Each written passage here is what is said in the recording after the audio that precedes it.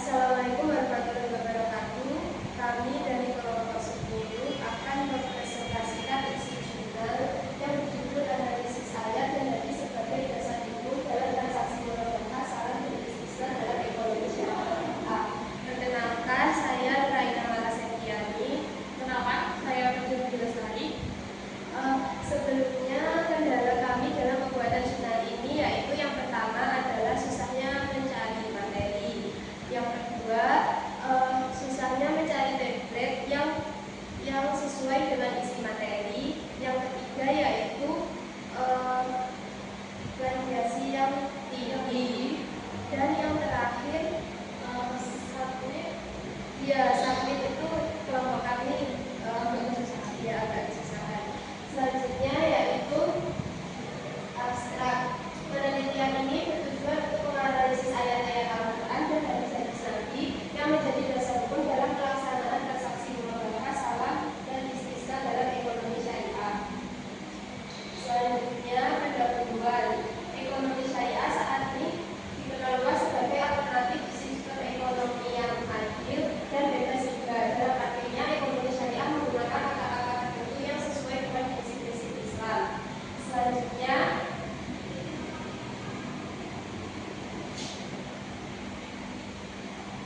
metode penelitian yang kelompok kami gunakan yaitu metode penelitian kualitatif.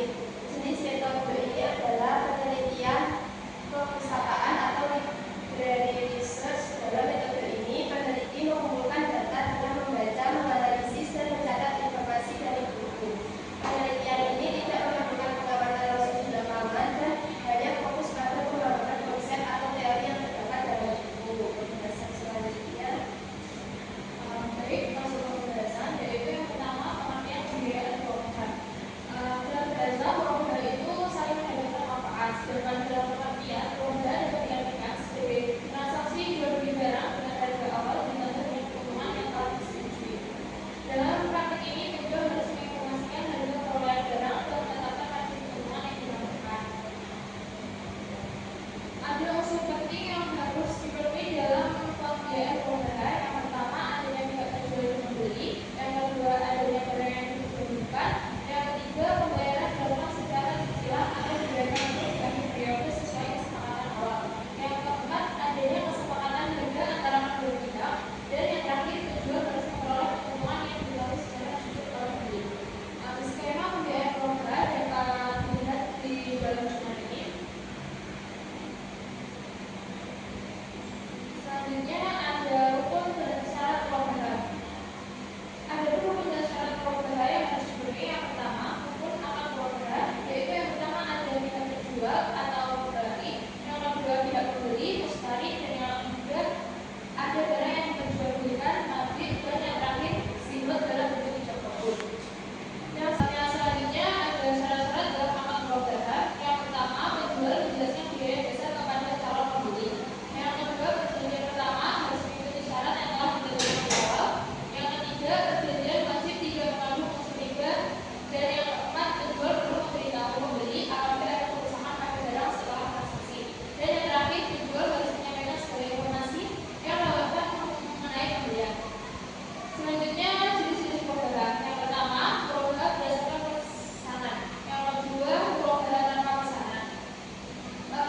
Landasan hukum pembiayaan keuangan itu terdapat dalam Fatwa DSN.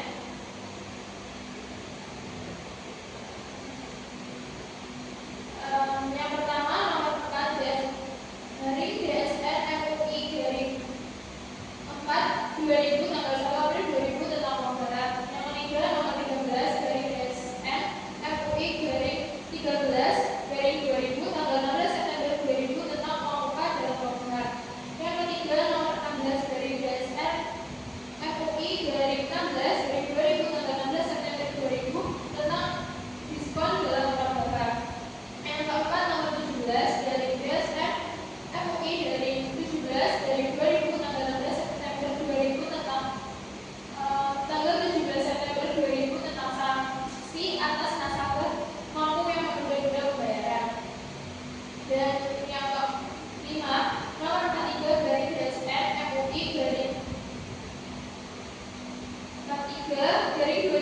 tanggal 11 Agustus 2004 tentang